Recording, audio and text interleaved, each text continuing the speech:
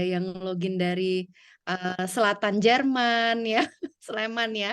Kemudian ada yang dari Depok, ada yang dari Jogja, ada yang dari Tangerang, dari Malang ya. Dan saya sendiri dari Timur Tengah. Kebetulan saya login dari Bahrain. Saat ini kondisinya lagi panas, panas secara politik dan juga secara secara iklim nih. Mudah-mudahan di sini aman-aman aja ya. Mohon doanya juga dari teman-teman semua. Oh iya, selamat Hari Kartini dulu. Saya juga lupa nih tadi mau ngomong. Selamat Hari Kartini buat teman-teman perempuan semua, sahabat PhD Mama Indonesia yang apa namanya, saya yakin semuanya punya apa ya, aspirasi yang kurang lebih sama ya berkaitan dengan pendidikan dan juga ilmu pengetahuan, dan tentunya kita memperingati Hari Kartini dalam penuh rasa syukur juga ya, karena atas perjuangan Kartini lah kita kemudian bisa mendapat kesempatan untuk apa namanya, mengenyam bangku pendidikan gitu ya, bangku sekolah dan juga kuliah gitu ya. Nah, eh, ada yang menyapa lagi nih dari Kansas, USA. Halo, jam berapa di sana? Ada siapa nih? Nur Halo Mbak Hajra ya? Tanti, Halo, ya halo. salam kenal. Iya, salam kenal juga. Ini kira-kira jam berapa nih di sana nih? Biasanya 12 jam ya, kebalikan dari Iya, Indonesia ya? iya bener Mbak. Jam 4 Oh, subuh di aduh, sini. aduh, luar biasa, ya, ya. Nanti kalau ketiduran nggak apa-apa, ada rekamannya, insya Allah ya, Mbak ya. Oh ya, makasih Jangan banyak Mbak. dipaksain, iya, iya. Oke, baik. Saya mau buka contekan dulu Makasih. sebelum lupa apa aja yang mau disampaikan. Oh iya, perkenalan, nama saya Kanti Pertiwi, biasa dipanggil Kanti. Saya adalah dosen dan peneliti di Fakultas Ekonomi dan Bisnis Universitas Indonesia dan juga anggota dari Akademi Ilmuwan Muda Indonesia. Jadi sore ini kolaborasi antara PhD Mama Indonesia dan ALMI ya, Akademi Ilmuwan Muda Indonesia, kita menggelar webinar yang bertajuk "Jikalau Kartini Menulis Proposal Riset PhD". Ini saya lupa nih, sebenarnya kita harus memperkenalkan dulu juga mungkin ya, Akademi Ilmuwan Muda Indonesia ini apa. Nah, di sini ada Teh Lilis yang apa, seorang senior di ALMI. Ini Teh Lilis boleh nggak sedikit kasih perkenalan ya tentang ALMI? Boleh, boleh. Makasih Mbak Kanti. Assalamualaikum warahmatullahi wabarakatuh semuanya. Waalaikumsalam. Salam 24 jam juga ya. Jadi ALMI itu adalah Akademi Ilmuwan Muda Indonesia, merupakan bagian daripada Akademi Ilmu Pengetahuan Indonesia. Jadi IP itu berdiri berdasarkan keputusan Presiden tahun 1990 ya. Di bawah IP tidak hanya ada ALMI, tapi ada juga Dana Ilmu Pengetahuan Indonesia. Jadi memang tujuannya adalah sebagai sebuah asosiasi yang didirikan untuk mengumpulkan ya, untuk mempertemukan berbagai semua ilmuwan yang ada di Indonesia. Yang senior masuk di IP, yang junior masuk Masuk di di ALMI, ALMI. begitu Oke. Mbak Kanti. Iya, baik. Terima kasih banyak Teh Lilis, dan di acara kita sore ini kebetulan ada Teh Lilis dan juga ada Mbak Ita ya, Mbak Morita, yang keduanya adalah anggota ALMI, dan juga saya. Di PhD Mama Indonesia masih ada beberapa lagi anggota ALMI ya, ada Kak Fitri dan juga Anggia ya, kalau nggak salah ya. Aduh, mudah-mudahan nggak ada yang ketinggalan. Oh ya, ada Anggia, Teh Hani. Oh ya, kontributor juga kita ada apa? Mbak Evi ya, Evi Eliana Ya, Rozi dari Universitas Brawijaya. Oh sorry, Universitas Negeri Malang ya. Oke, itu sedikit perkenalan, dan sore ini seperti saya sebutkan tadi, kita agendanya ada banyak ya. Yang pertama halal bihalal virtual. Jadi minal aidin wal faidin, mohon maaf lahir dan batin dulu untuk semua yang merayakan Idul Fitri. Mohon dimaafkan apabila ada khilaf ya di antara kita semua selama setahun terakhir. Apakah masih ada yang posisinya di kampung halaman? Masih ada yang di kampung halaman, enak banget nih kayaknya kalau bisa extended mudiknya ya, teman-teman ya. Masih apa, asik menghabiskan kue di dalam toples mungkin ya, silakan sambil dinikmati aja. Ini halal bihalal virtualnya tidak ada hidangannya, cuman ada gambar ketupat ya di belakang, tapi nggak bisa dikunyah ketupatnya. Oke. Halal bihalal seperti tadi saya sampaikan bertepatan dengan Hari Kartini, dan Kartini adalah sosok yang memperjuangkan ya kesempatan bagi perempuan untuk mengenyam pendidikan. Beliau lahir di Jepara 21 April 1879 ya. Tepatnya itu 145 tahun yang lalu, luar biasa ya. Sudah jauh ya kita terpaut waktu ya dari Kartini. Nah, memanfaatkan momen yang baik ini terinspirasi juga oleh obrolan sahabat volunteer PhD Mama Indonesia ya. Di WhatsApp group kita akan membahas satu topik, mudah-mudahan bermanfaat buat teman-teman di luar sana, yaitu tentang menulis proposal riset PhD. Ya. Judul bincang-bincangnya tadi saya sudah sebutkan ya, jikalau Kartini menulis proposal riset PhD. Nah, lewat bincang-bincang kali ini, PhD Mama Indonesia ingin mengajak teman-teman semua untuk berkhayal gitu ya, terutama buat yang mungkin masih galau nih rencana studinya ya, seperti apa nanti kalau ada kesempatan untuk S3 atau mungkin dari S2 juga ada yang sudah berbasis riset ya S2-nya ya, mau riset tentang apa, isu apa yang mau diangkat ya dan mengapa gitu ya. Kira-kira apa dampak sosial yang ingin didorong gitu ya, atau perubahan sosial yang ingin didorong lewat risetnya begitu ya, metodologinya seperti apa dan seterusnya dan seterusnya. Nah, kita akan coba membahas satu persatu bersama dua narasumber kita sore ini. Yang pertama ini saya membacakan sesuai urutan di flyer ya. Ada Dr. Lilis Mulyani, bisa kita panggil Kak Lilis gitu ya. Kak Lilis, terima kasih sudah bergabung. Kak Lilis adalah peneliti senior di Badan Riset dan Inovasi Nasional atau BRIN. Sebelumnya di Lembaga Ilmu Pengetahuan Indonesia atau LIPI. Beliau lulus studi doktoral di University of Melbourne School of Law tahun 2021. Fokus penelitiannya adalah hukum tanah dan studi agraria, hak asasi manusia, hak grup, dan metodologi hukum. Disertasinya menulis tentang personalitas hukum grup dan hak atas tanah dengan minat khusus pada masyarakat adat. Wow ya.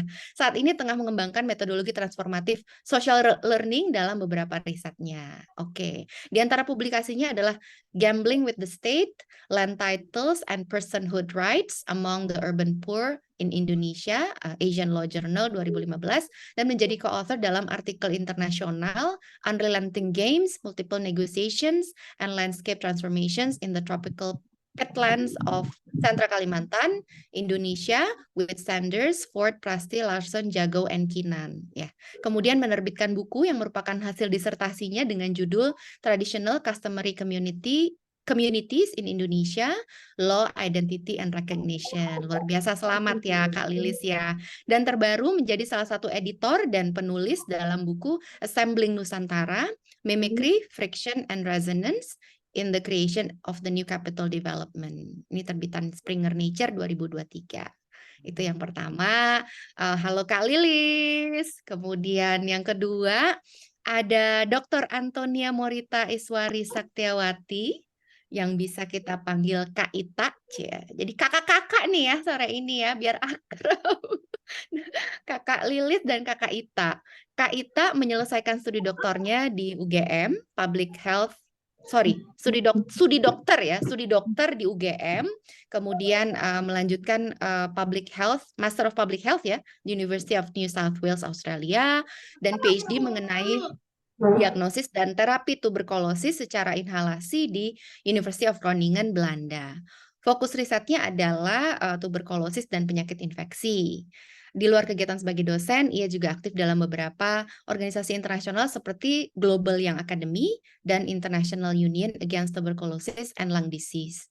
Ia turut menyusun clinical standards on drug susceptible pulmonary TB treatment yang dikeluarkan oleh IUATLD bersama 45 orang ahli dunia di bidang tuberkulosis. Wah, luar biasa nih prestasi-prestasinya. Ketertarikannya dalam dunia penelitian mengantarkannya pada beberapa penghargaan seperti Long Term Research Fellowship Award dari European Respiratory Society, Rising Star Award dari 7th International Workshop on Lung Health, dan Faculty for the Future Award dari Schlumberger Foundation. Ia juga terpilih untuk memberikan presentasi di Lindau Nobel Laureate Meeting. Luar biasa. Namun pencapaian terbesarnya, nah ini nih, eng adalah menjadi seorang ibu. Aduh, so sweet Kak Ita. Terima kasih banyak sudah meluangkan waktunya sore ini ya. Oke, dahsyat ini. Boleh menyapa dulu sahabat PhD Mama Indonesia, kakak-kakak, supaya break the ice juga. Jangan tegang-tegang wajahnya. Halo semuanya, salam kenal. PhD Mama Indonesia. Halo. Oke, baik.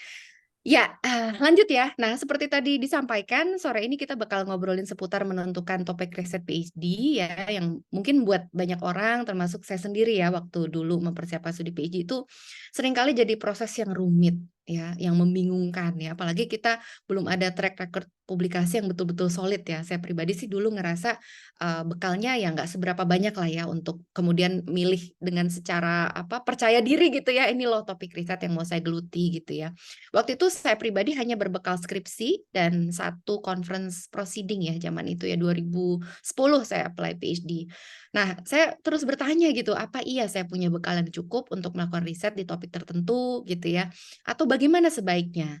Di sisi lain dunia akademik juga kian mengarahkan kita untuk mengangkat isu-isu yang berdampak secara sosial ya. Dan ini juga konsisten dengan satu buku yang saya lagi senang membaca gitu ya, karangan Mats Alvesen dan kawan-kawan berjudul Return to Meaning, A Social Science with Something to Say. Ini memang judulnya Social Science, tapi sengaja panelnya sore ini ada Kak Ita juga nih ya dari Saintek gitu ya, dan mudah-mudahan kita bisa dapat insight yang juga nggak kalah pentingnya dari disiplin ilmunya Kak Ita.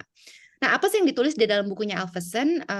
Alvesen dan kawan-kawan itu mengkritik ya bagaimana sekarang kita itu hidup di dalam era ledakan karya ilmiah gitu ya. Karya ilmiah itu katanya per 2009 itu tiap 2 detik terbit sebentar saya buka contekan dulu. Terbit berapa artikel gitu ya. Pokoknya luar biasa. Sebentar, ini contekannya ya. About one new article every 22 seconds. Oh sorry, kebalik. Jadi setiap 22 detik itu terbit satu artikel ilmiah. Itu dari tahun 2009. Saya nggak tahu, mungkin makin ke sini lebih rapid lagi ya. Jangan-jangan tiap 5 detik terbit satu karya ilmiah gitu ya. Nah, Alvesen ini mengkritik gitu ya, karya ilmiah yang mengalami ledakan ini gitu ya. Ini sebetulnya kalau kita cermati gitu ya, tidak sedikit yang sibuk dengan isu-isu yang esoterik gitu ya, hanya relevan untuk segelintir orang tapi tidak berdampak untuk masyarakat luas gitu ya. Nah, jika dikaitkan dengan Hari Kartini, kemudian kebutuhan teman-teman untuk kemudian bisa menyusun satu proposal riset yang solid gitu ya, mungkin kita bisa mengkombinasikan gitu ya. Kita mau menggarisbawahi nih dalam webinar kita sore ini bagaimana seorang Kartini ya perempuan yang bisa dibilang hidup dalam banyak privilege ya, ternyata juga adalah sosok yang punya kepedulian sosial yang sangat tinggi gitu ya, sangat memikirkan sesama dan bisa melihat berbagai problem sosial beserta dimensi strukturalnya gitu ya. Ia bukan sosok yang sibuk dengan privilege-nya sendiri, kesuksesannya sendiri gitu ya, bahwa sebagai bagian dari kelas aristokrat Jawa ya, dia kan bisa masuk sekolah Belanda sejak usia 6 tahun gitu ya. Dia sendiri sebenarnya nggak ada problem gitu ya kalau dari potret ini gitu ya. Tapi itu tidak menjadikan dia menjadi sosok yang tidak peduli dengan kondisi perempuan lain ya. Malah dia aktif memperjuangkan hak bagi perempuan-perempuan lain dari latar sosial yang mungkin sangat jauh berbeda dengan Kartini gitu ya. Jadi tadi latar belakang itulah mungkin ya yang kemudian mengantarkan kita pada webinar ini yang bertajuk Jikalau Kartini menulis proposal PhD gitu ya. Saya kemudian ingin langsung membuka aja gitu ya obrolan kita sore ini, menanyakan ini siapa duluan terserah nanti boleh Kak Lilis atau Kak Ita gitu ya. Pertanyaan pertama saya, apa sih motivasi riset PhD Kak Lilis dan Kak Ita ya ketika dulu mau berangkat studi gitu ya, motivasi risetnya apa dan sejauh mana isu-isu sosial itu ikut mewarnai motivasi kakak-kakak berdua gitu ya, isu sosial seperti misalnya isu ketidaksetaraan ya, inequality ya, isu ketidakadilan atau injustice gitu ya, atau mungkin isu-isu yang saat ini digembar-gemborkan lewat Sustainable Development Goals gitu ya, misalnya tentang isu kemiskinan, tentang kerja layak ya, decent work gitu ya, dan juga tentang mengurangi ketimpangan gitu. Itu dulu mungkin pertanyaan pembukanya, silakan. Ya, Pak. Boleh saya dulu mungkin ya Kak Kanti ya. Oke, Ya, silakan. baik. Terima kasih. Ini langsung pertanyaannya serius sebetulnya. Jadi motivasi sebetulnya memang saya kira banyak dari kita akan mendapatkan motivasi untuk melakukan riset PhD itu berdasarkan background kerjanya ya, pekerjaannya sehari-hari atau background studinya sebelum dia melakukan PhD. Kalau saya sendiri terus terang waktu saya apply itu sudah lebih dari 10 tahun sebagai peneliti dan memang banyak melakukan riset tentang agraria, khususnya tentang konflik agraria.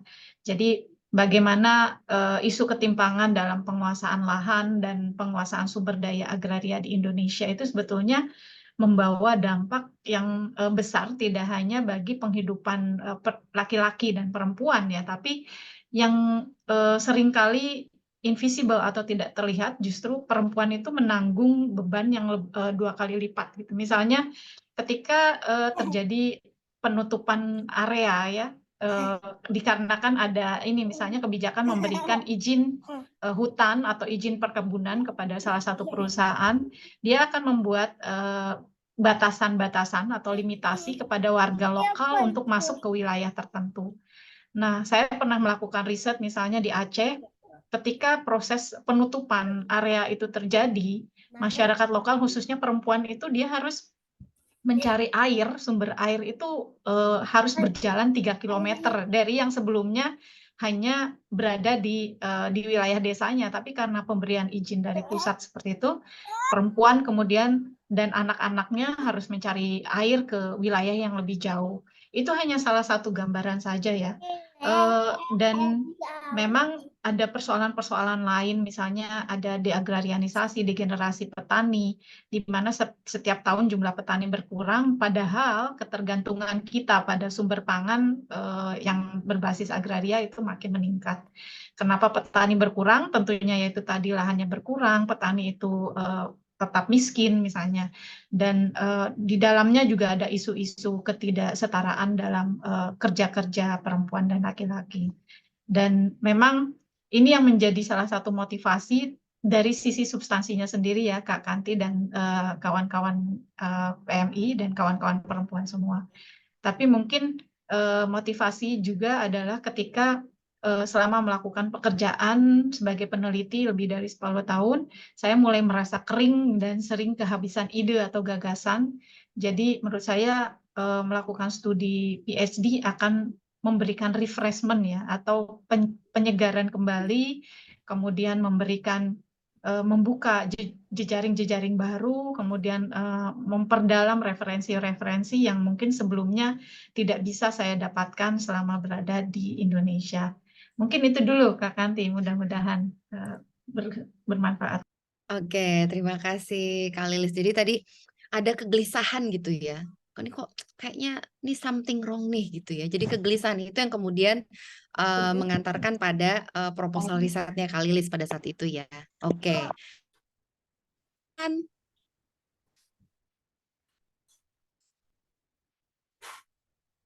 Ya, Mbak Kanti kayaknya tadi terputus. Gimana Mbak Kanti? oh iya iya, silakan Kak Ita boleh apa berbagi juga bagaimana kalau di konteksnya Kak Ita kemarin motivasi risetnya ada nggak sih terpengaruh sama kondisi sosial saat itu gitu ya? Ya, terima kasih Kak Kanti juga Kak Lilis. Wah, ini nggak biasa pakai Kak. Biasanya Mbak jadi agak kagok.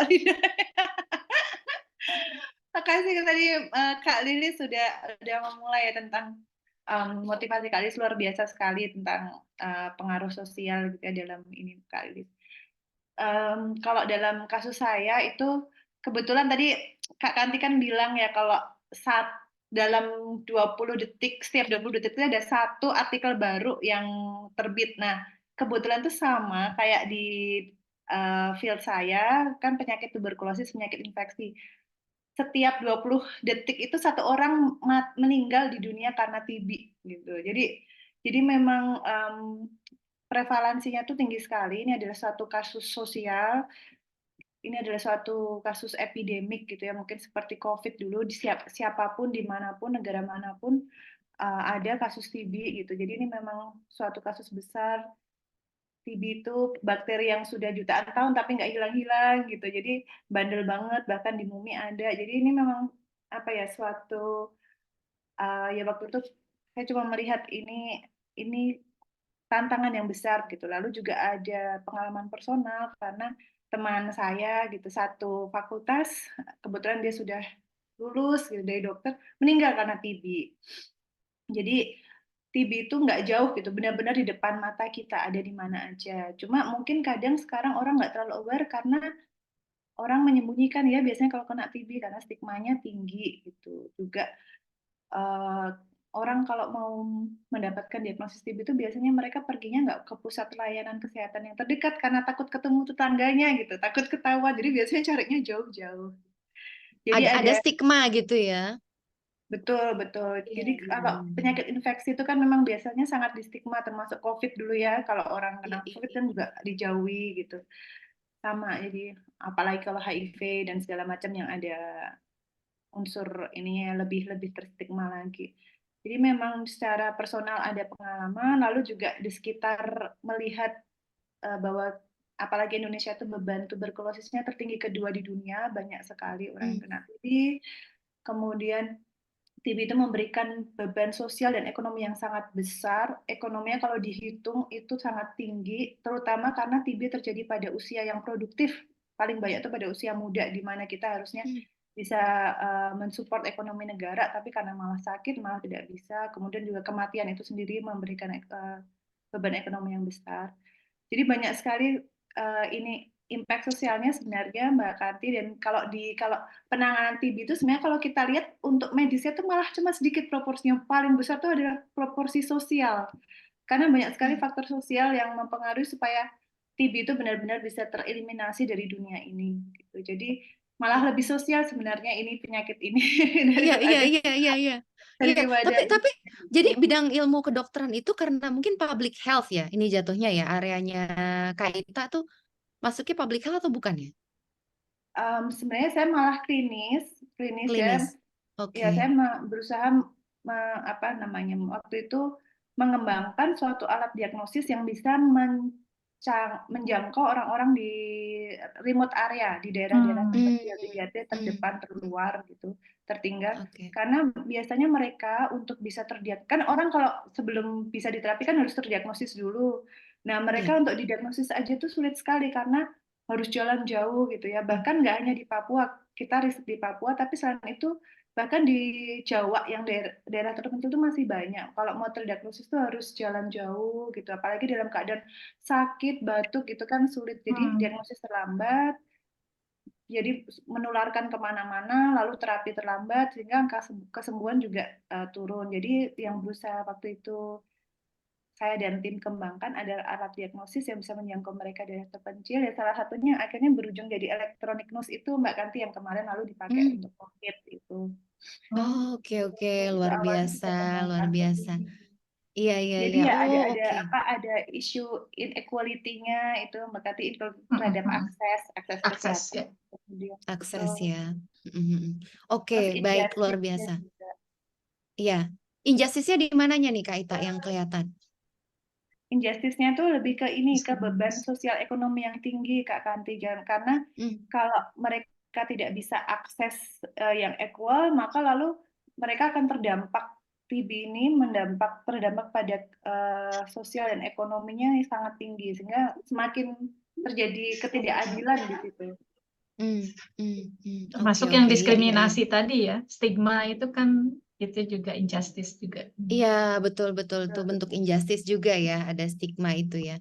Oke, luar biasa, menarik sekali ya, topik risetnya Kak Lilis dan juga Kak Ita, dan ternyata walaupun satu dari Science and Medicine gitu ya, kemudian yang satu lagi dari Sosial Humaniora, ada benang merahnya nih gitu ya, ada kegelisahan gitu ya terkait kondisi masyarakat yang menjadi konteks ya di mana kita berada gitu ya, dan itu yang kemudian menjadi motivasi gitu. Sangat menarik. Nah, saya pengen lanjut nanya ini, apakah memilih topik itu proses yang satu kali saja langsung final gitu ya? Atau sebenarnya itu proses yang cukup rumit ya, banyak belok-beloknya, banyak nabrak-nabraknya juga mungkin ya, atau bahkan baru ajak setelah memulai program PhD-nya itu sendiri? Gimana kalau pengalamannya Kak Ita duluan mungkin ya, gantian ya, baru nanti Kak Lilis. Ya, makasih Kak Kantio, ini menarik sekali nih pertanyaannya. Memang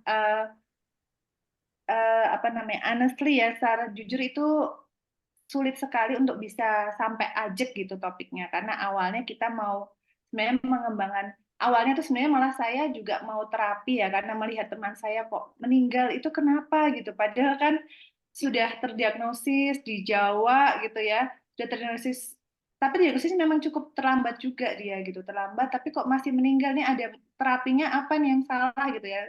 Makanya saya juga sebenarnya pingin banget ke terapi gitu, tapi terus akhirnya melihat ketersediaan, karena waktu itu nggak ada dana untuk penelitian, saya harus cari sendiri gitu. Akhirnya malah dapat fundingnya untuk mengembangkan yang diagnosis ini, akhirnya lebih banyak fokus ke diagnosis. Jadi memang pada akhirnya banyak kompromisasi untuk sampai bisa stabil gitu, sampai bisa idenya menjadi jelas gitu. Kak. Dan itu berarti banyak peran dari apa, advisor ya, atau super atau promotor, apa istilahnya kalau di konteksnya Kak Ita waktu itu? Siapa yang Iya, paling banyak berperan kemudian shaping the research topic dan seterusnya dan seterusnya? betul, waktu itu promotor.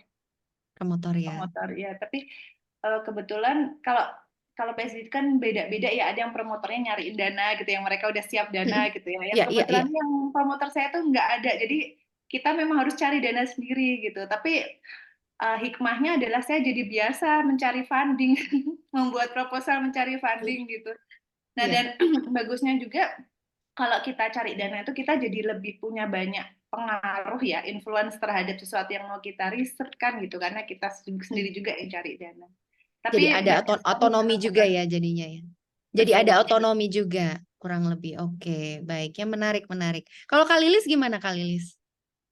Ya, betul. Jadi memang perjalanannya itu nggak mulus langsung ketemu gitu ya, Kak Kanti ya. Jadi memang tadi ada banyak pertimbangan juga. Jadi pas di awal misalnya saya mengajukan proposal untuk PhD ke supervisor itu, temanya itu sangat besar, sangat ambisius kalau dibilang gitu ya.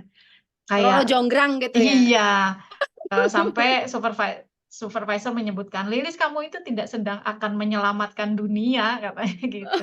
Oke. Jadi cukup fokus saja pada satu hal yang menurut kamu paling penting dan kamu memiliki banyak data tentang itu. Jadi memang realistis juga gitu. Jadi tidak yang ambisius berada di awang-awang. Memang banyak sekali dari kita membuat proposal PhD itu pengen outstanding gitu ya, pengen aduh ini harus bagus gitu. Padahal ketika kita menentukan satu fokus kecil tapi kita melakukannya dengan sangat mendalam, itu bisa menjadi sebuah project riset PhD yang mungkin lebih meaningful ya, lebih bermakna dari tadi yang kita harapkan ambisius dan besar itu.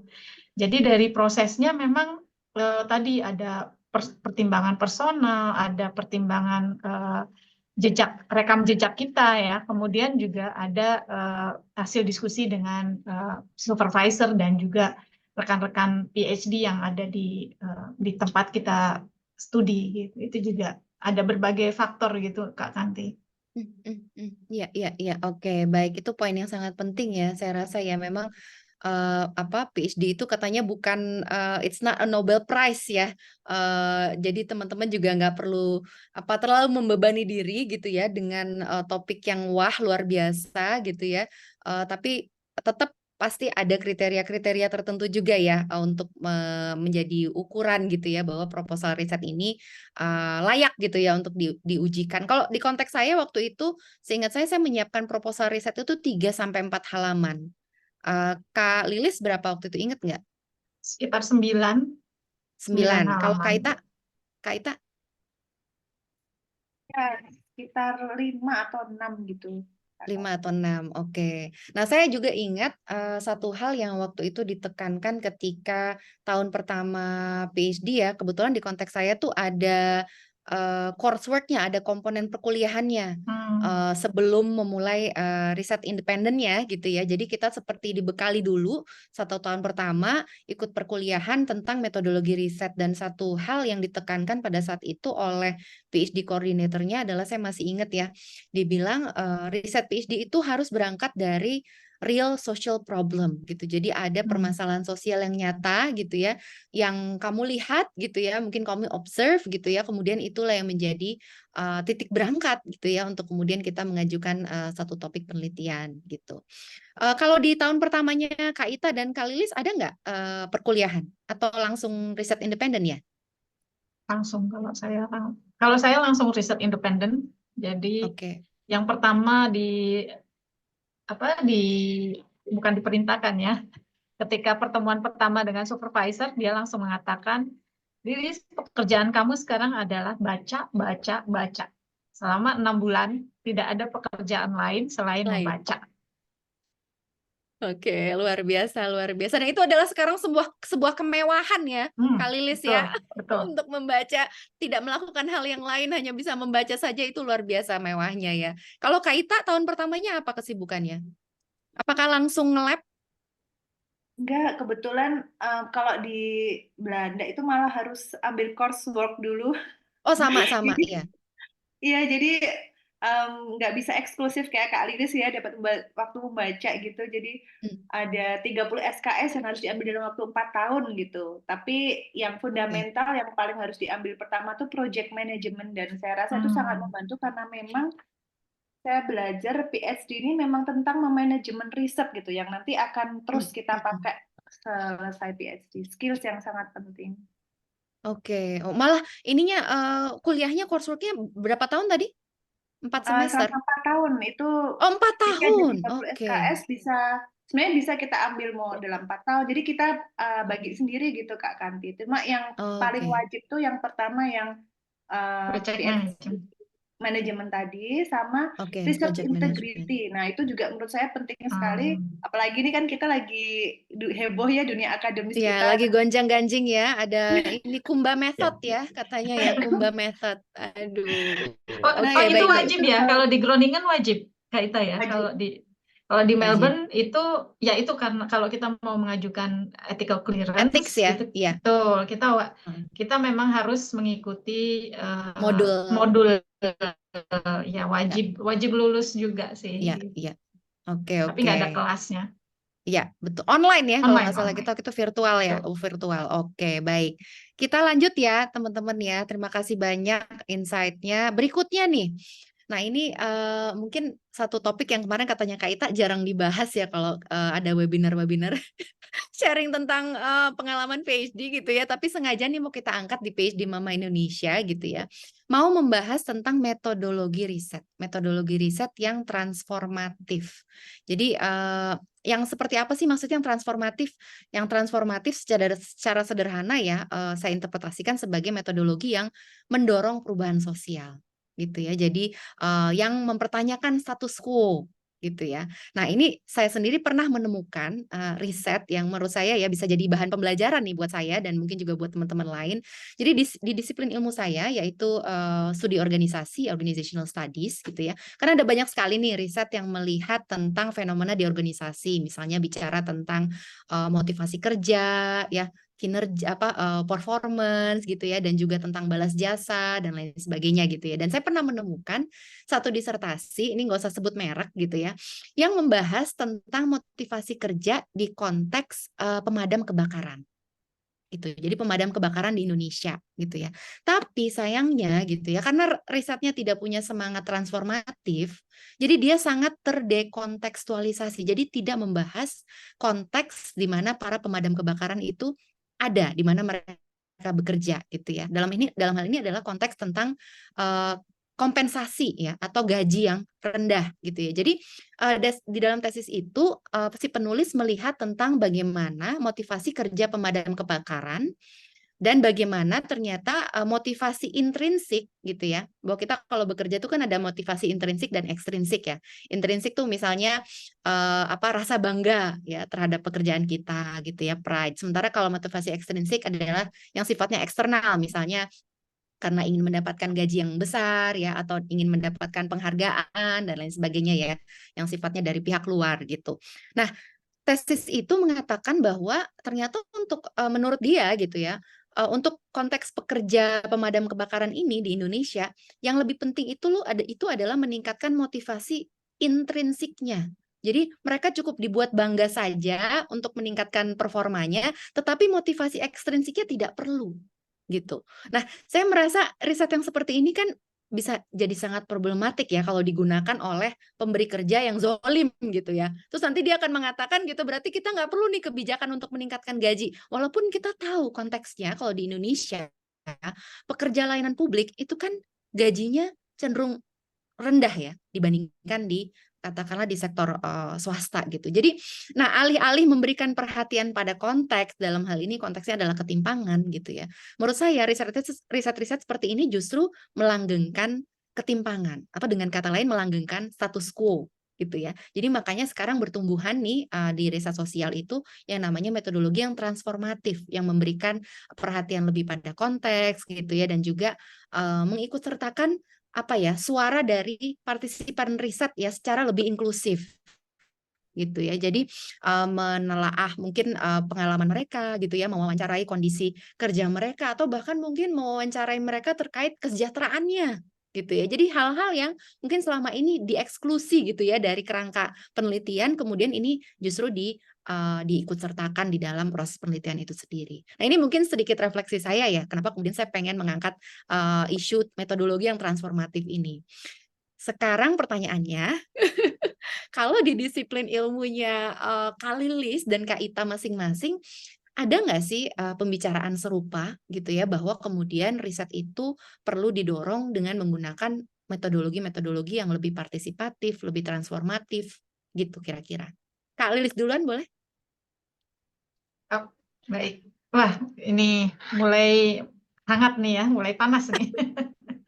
Menarik sekali sih Kak Kanti ya, dan memang kalau dalam ilmu sosial dan juga bidang ilmu hukum yang saya tekuni, eh, isu-isu transformatif metodologi itu juga merupakan isu yang current ya, mungkin memang sedang mendapatkan masa yang perhatiannya itu sedang ada sekarang gitu.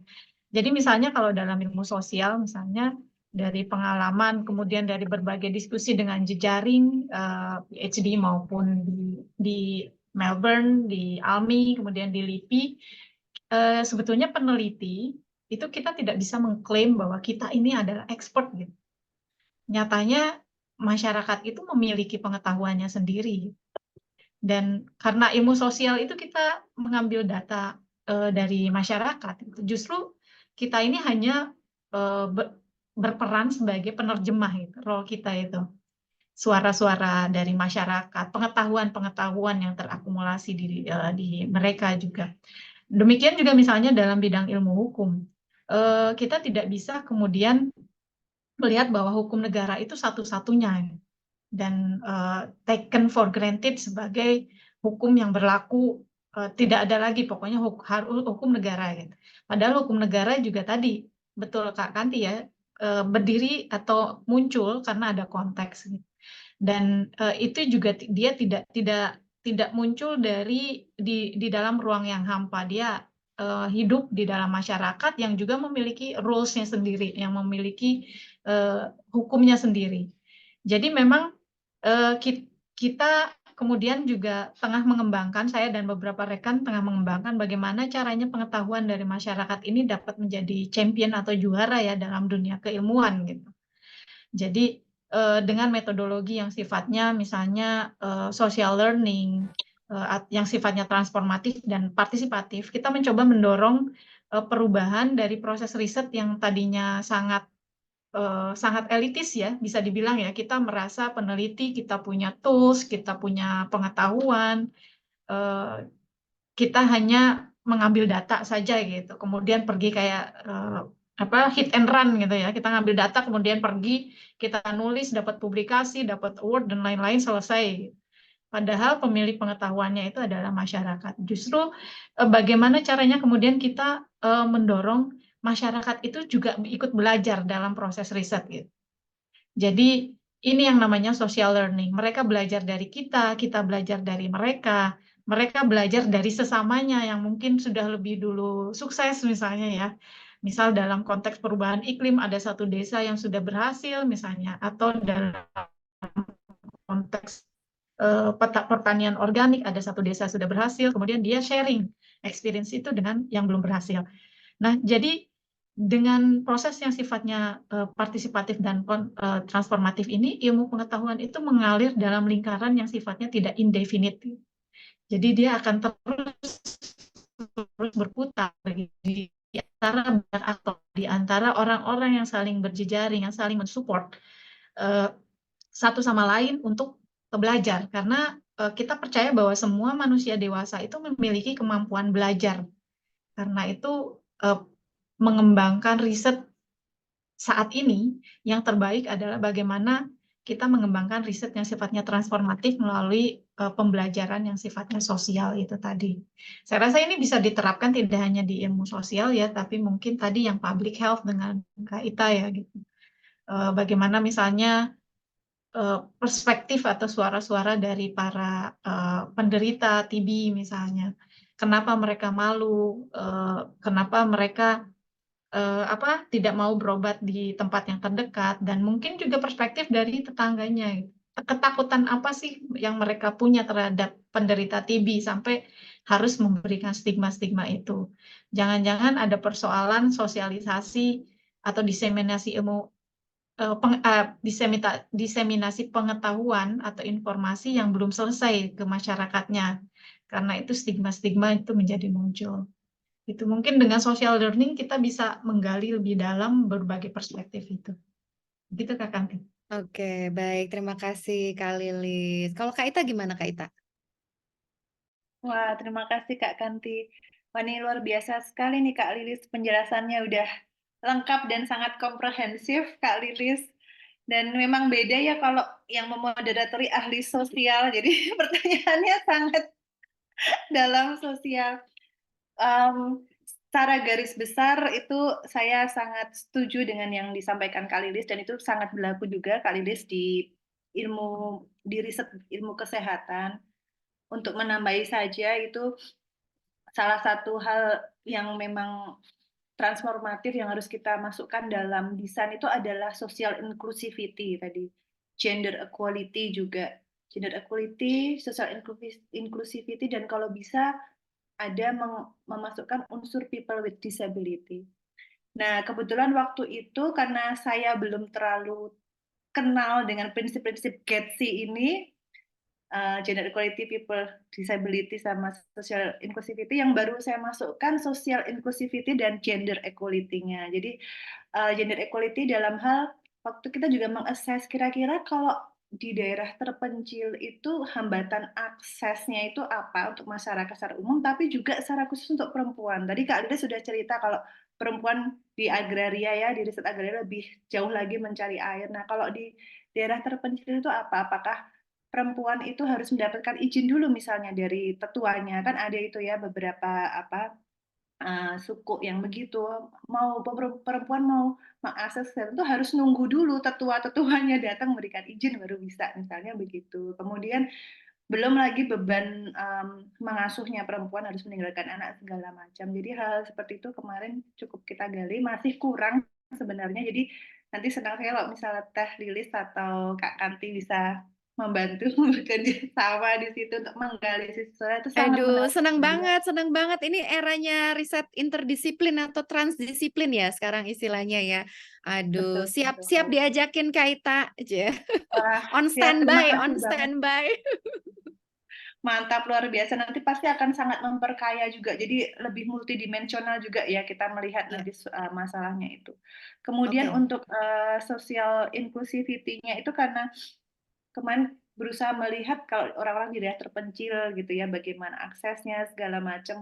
Kemudian kalau di Papua tuh bahkan mereka harus menghabiskan beberapa hari gitu ya. Jadi sangat sangat sangat sulit begitu. Dan bahwa ternyata selama ini kebijakan pemerintah itu kan menggratiskan obat, lalu menggratiskan beberapa pemeriksaan diagnosis, misalnya apus dahak gitu ya. Tapi ternyata pengeluaran non direct untuk kesehatan masyarakat tuh sangat tinggi, dan bahkan ini yang seringkali menghalangi mereka untuk mengakses diagnosis.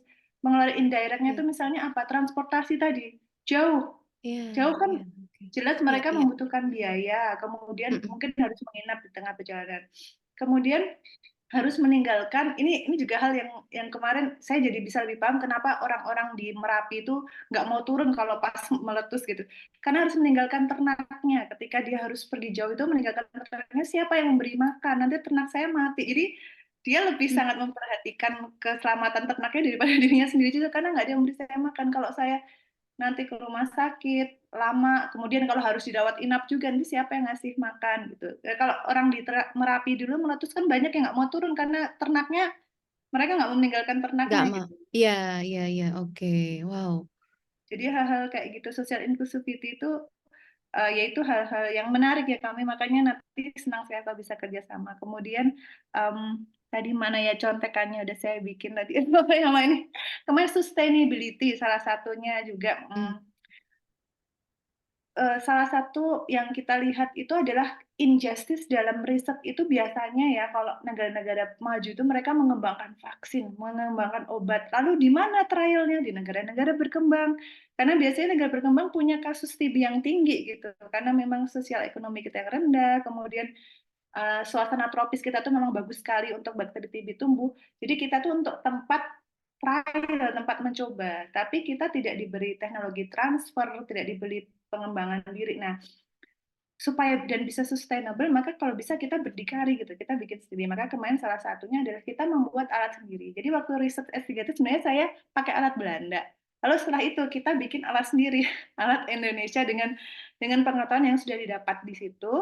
Kita Luar bikin, akhirnya biasa. jadi genus itu yang akhirnya dipakai untuk COVID, dan itu lebih sustainable karena kita yang punya teknologinya. Lalu kita pakai sensor sendiri, bikin sendiri, bahkan akhirnya jadi ada NanoSense itu ya, perusahaan NanoSense bikinannya MIPA, UGM. Kemudian kita punya ini mouthpiece-nya sendiri, malah memberdayakan industri lokal juga. Jadi sustainability itu hal yang penting juga dalam riset gitu. Itu mungkin sekedar tambahan Kak Tanti, Kak Lilis. Oke, luar biasa. Tambahannya berdaging sekali Kak Ita ya. Terima kasih loh. Kita jadinya semakin terbuka nih. Oh ya, ternyata memang kalau kita kemudian mendesain penelitian tapi tidak memperhatikan ya tadi hal-hal seperti ketidaksetaraan akses gitu ya, ketimpangan gitu ya, injustice, nanti akan bisa timbul unintended consequences gitu ya, konsekuensi, implikasi-implikasi yang tidak kita bayangkan sebelumnya bisa terjadi gitu ya, bahwa kemudian orang mungkin jadi urung untuk memeriksakan diri gitu ya, urung untuk melakukan pengobatan karena tadi banyak indirect cost misalnya gitu ya. Jadi bagaimana pengetahuan itu memang tidak boleh ya mengabaikan tadi ya kondisi sosial masyarakat ya, terutama berkaitan dengan isu ketimpangan atau ketidakadilan gitu. Dan kalau di ranah ilmu saya sendiri tadi yang saya contohin ya, pengetahuan itu sangat bisa disalahgunakan gitu kan, karena pengetahuan yang diproduksi di ranah ilmu saya itu khususnya ya work and organization studies gitu kan, itu kan bicara tentang orang-orang yang ada di organisasi, di dalamnya ada dinamika kekuasaan gitu ya, ada sekelompok elit yang kemudian mungkin membuat kebijakan ya untuk kelompok lainnya gitu ya, yang mungkin suaranya tidak equal gitu ya, suaranya tuh tidak imbang gitu, jadi sangat bisa ada penyalahgunaan di sana. Jadi kalau kita bisa menyoroti isu-isu ketimpangan yang ada di sekitar topik riset yang mau kita ajukan gitu ya, itu akan mengasah sensitivitas kita gitu ya. Kira-kira nanti ada unintended consequences nggak ya dari riset saya ini gitu, dan mencoba memikirkan itu dari awal tuh sebetulnya luar biasa ya, akan sangat membantu kita untuk menghasilkan sebuah desain riset yang relevan dan juga sensitif ya terhadap konteks sosial di mana kita berada gitu. Nah, itu jadi berat banget ya kayaknya bahasannya ya. Tapi memang kelihatannya tuntutan kepada peneliti saat ini memang ke arah sana ya. Kalau tadi contohnya Kak Lilis dan Kak Ita gitu, kita memang nggak bisa lagi mengabaikan hal-hal seperti ini. Walaupun mungkin awalnya ketika kita mengajukan satu topik riset, kita nggak kebayang ya bahwa ternyata itu ada relevansinya dengan isu ketimpangan dan ketidakadilan di masyarakat gitu. Oke, pertanyaan berikutnya. Nah, ini tentang bagaimana sih kakak-kakak berdua gitu ya dalam prosesnya mematangkan mungkin topik risetnya itu, kemudian bisa ketemu dengan pembimbing atau supervisor atau advisor yang mungkin istilahnya beda-beda ya di kampus masing-masing gitu ya, bisa berjodoh dengan yang klop gitu. Itu prosesnya seperti apa dari pengalaman masing-masing? Kak Ita boleh duluan. Makasih Kak Kanti. Saya itu kalau merefleksikan ya, sebenarnya mencari supervisor tuh seperti mencari pacar Kak Kanti. karena kita itu akan cukup punya long term relation gitu ya dengan beliau gitu sekitar 4 sampai 5 tahun. Jadi kalau bisa cukup cocok gitu, karena kalau enggak itu repot sekali. Kalau pacar ya udah putus, nggak ada konsekuensinya gitu ya. Iya, konsekuensinya patah hati segala macam, cuma tidak ada konsekuensi akademis. Kalau dengan supervisor itu kalau nggak cocok di tengah-tengah putus tuh repot, harus cari lagi mulai dari awal gitu kan, cukup repot ya.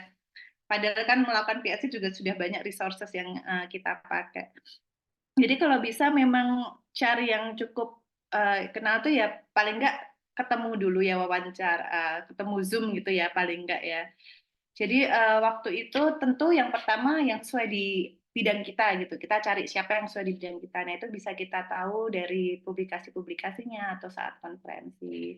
Kemudian kita kontak. Nah kontak ini juga cukup tricky, karena biasanya para profesor terkenal itu mungkin banyak yang kontak ya. Jadi biasanya nggak reply, mereka nggak respons kalau nggak benar-benar kenal. Jadi kalau kita ada kenalan yang kenal mereka itu akan lebih baik, mereka biasanya lebih merespon. Tapi ada juga yang baik gitu, mau merespon tuh juga bisa. Jadi memang luck ya, ini memang tergantung luck. Terus yang tadi itu yang paling penting menurut saya berusaha melihat gitu, kira-kira cocok nggak ya sama beliau gitu, karena ini bakal lama loh, ini konsekuensinya 4 sampai 5 tahun gitu. Mungkin itu dulu Kak Kanti dari saya. Luar biasa, kayak nyari pacar tapi bukan nyari jodoh loh ya. Jadi kelihatannya masih agak moderate ini. Kalau dibilang seperti nyari jodoh itu kayaknya lebih berat lagi tuh. Kak Lilis gimana Kak Lilis? Yang disampaikan Kak Ita tadi ada faktor luck-nya itu betul. Buat saya ini 50-50 Kak Kanti. Jadi 50%-nya usaha, 50%-nya lagi tadi takdir atau fate yang mempertemukan kita dengan supervisor yang tepat ini tadi ya. Jadi pas misalnya saya dalam kasus saya saat apply PhD ke beberapa universitas, waktu itu saya apply-nya malah di luar alma mater S2 dulu karena ada berbagai pertimbangan termasuk GPA S2 itu sebetulnya masih agak kurang ya untuk beberapa standar di universitas gitu. Saya mencoba apply, ternyata ditolak gitu, yang tier 2 ini ya di universitas-universitas yang second tier gitu. Nah, saya apply ke Erasmus misalnya, dan bertemu dengan calon supervisor yang sangat baik, perempuan gitu. Kemudian saya juga mencoba apply ke Unimelb, dan itu betul memang harus ada orang yang memperkenalkan ya. Jadi meskipun saya alumni Unimelb dan saya tahu supervisor saya saat itu dulu diajar juga oleh beliau waktu S2, tapi beliau kan mengajar tuh mungkin ratusan orang ya, nggak hafal satu persatu gitu. Jadi harus ada yang mengingatkan kembali gitu. Kebetulan ada kawan yang memang lagi S3 di sana, meyakinkan, ini loh Pak Lilis tuh ini dulu sempat diajar juga sama Bapak gitu. Saya nggak ingat kan supervisor, yang nggak apa-apa gitu.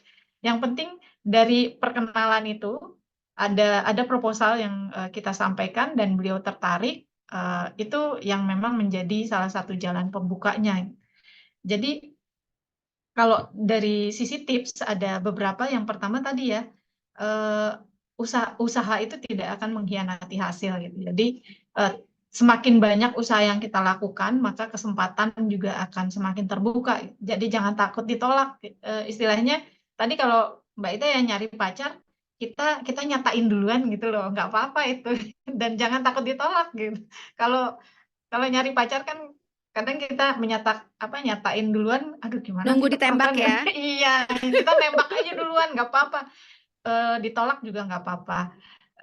kecewa sebentar itu wajar ya, tapi jangan sampai patah hati, coba terus sampai menemukan pembimbing yang tepat.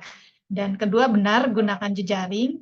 Baik juga kalau misalnya itu bukan hanya mahasiswa atau mantan mahasiswa dari calon supervisor, tapi misalnya senior di kantor atau di universitas. Jadi menggunakan referensi atau bantuan kawan ini juga akan meningkatkan peluang kita untuk menemukan atau menghubungkan dengan supervisor yang terpilih. Dan mungkin tips juga ya, kadang supervisor yang di awal terlihat sangat baik gitu, belum tentu perjalanannya itu mulus juga ya. Kadang ada yang supervisor killer yang sangat perfeksionis misalnya. Di awal itu dia sangat baik, sangat adoptif ya, akomodatif, maksud saya sangat akomodatif gitu.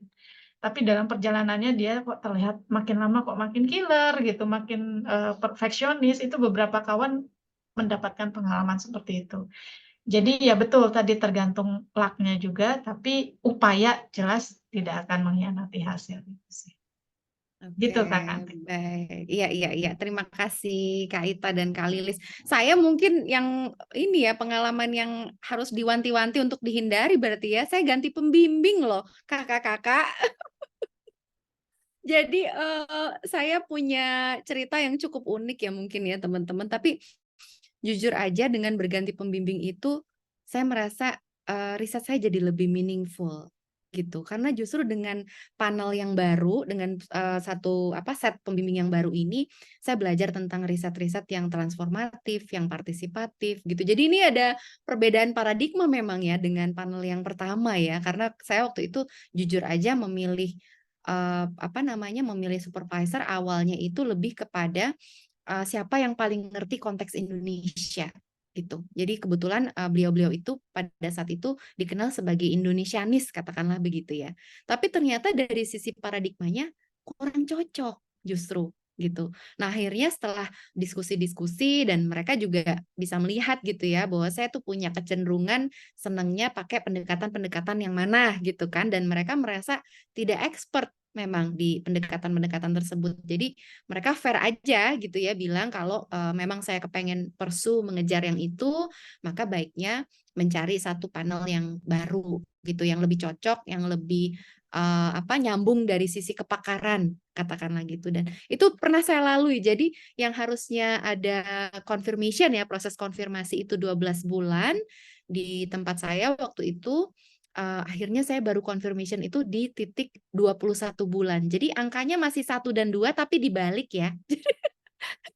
Satunya di belakang, duanya jadi di depan gitu. Jadi ya begitulah, demikianlah perjalanan riset saya ya. Dan walaupun kelihatannya cukup dramatis ya, dan mungkin tadi Kak Ita bilang itu repot banget kalau sampai putus gitu ya. Ya memang itu juga yang saya rasakan waktu itu ya. Tapi untungnya karena putusnya itu bukan alasan personal ya, lebih karena dari sisi riset, dari sisi paradigma emang ternyata tidak klop gitu. Jadi mereka bisa gitu ya kemudian mentransfer saya ke panel pembimbing yang baru. Oke, demikian Jadi teman-teman. bagusnya Jadi nggak baper ya Mbak Kanti ya. Enggak baper. Apa karena saya udah terlalu baper karena mikirin cuman berdua sama anak ya waktu itu. Jadi setahun pertama kan cuman berdua sama anak, pulang bimbingan, turun tram kucuk-kucuk itu biasanya sambil matanya sembab gitu ya karena ngerasa aduh kok susah banget sih ini proposal riset nggak jadi-jadi gitu ya. Jadi udah di situ duluan, udah nggak kepikir baper-baper soal urusan dengan pembimbing pada saat itu. Kayak itu. Oke, itu sedikit pengalaman. Mungkin nanti teman-teman kalau ada yang punya pengalaman serupa jangan merasa kecil hati ya kalau ternyata cukup dramatis perjalanan PhD-nya. Saya yakin Kak Ita dan Kak Lilis juga punya cerita-cerita drama tersendiri mungkin di episode-episode yang berbeda gitu ya. Oke, berikutnya saya kepengen melanjutkan nih ya. Kalau sekarang Kak Ita dan Kak Lilis sudah berapa tahun ini berarti masing-masing post PhD ya? Kalau Kak Ita lulus tahun 2000 berapa Kak Ita? 2019. 2019. Oke, Kak Lilis tadi 2021 ya. Iya, 2021. Oke.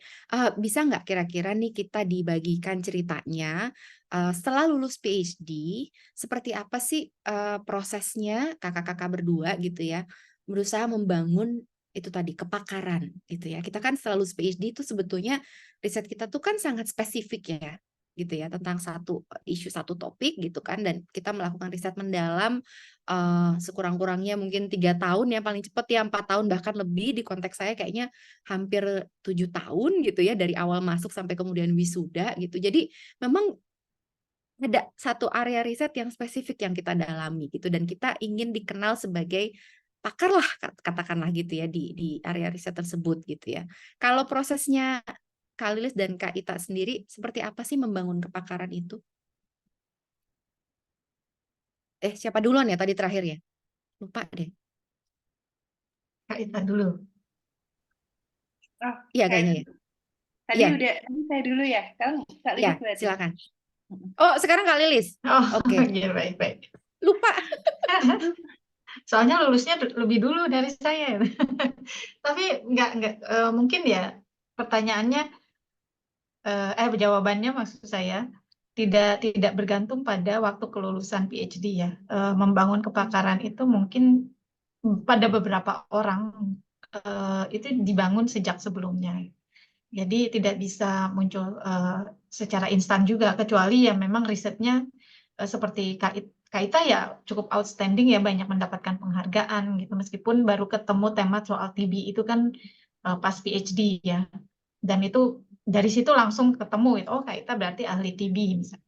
Kalau di saya, kasus saya tuh membangun jejaring dulu dengan teman-teman akademisi yang kemudian NGO, aktivis ya, pegiat agraria. Gitu. Jadi itu memang membutuhkan waktu lebih dari 10 tahunan gitu, Kak Kanti ya. Jadi itu sudah mulai dibangun sejak sebelum saya melakukan PhD. Dan tema riset juga masih terkait dengan agraria, meskipun ada beberapa pembatasan-pembatasan isu atau focusing yang dilakukan untuk membedakan riset itu. Nah, yang terpenting sebetulnya dalam membangun kepakaran adalah bagaimana kita senantiasa menjaga istiqomah ya dan integritas kita dalam relasi dengan pekerjaan atau amanah ya. Karena kalau misalnya kita tidak sanggup atau tidak sesuai dengan kepakaran, itu baiknya menolak halus juga atau merekomendasikan kolega yang memiliki kepakaran tersebut. Misalnya seringkali tuh saya waktu di LIPI atau mungkin sekarang di BRIN ya, bahkan waktu sekarang di BRIN itu banyak tawaran dengan isu-isu yang sangat beragam gitu. Ayo Bu Lilis jadi narasumber atau jadi konsultan untuk tema ini, tema ini. Nah, kalau saya tidak menjaga, saya hanya misalnya melakukan riset soal ini, saya tahunya ini, yang lain mungkin ada yang lebih ahli, silakan menghubungi ahli lain gitu. Jadi kadang ada dari beberapa kita mungkin tergiur gitu ya. Oh ya, ya sudah deh saya mempelajari ini juga, saya ngambil tema ini juga gitu.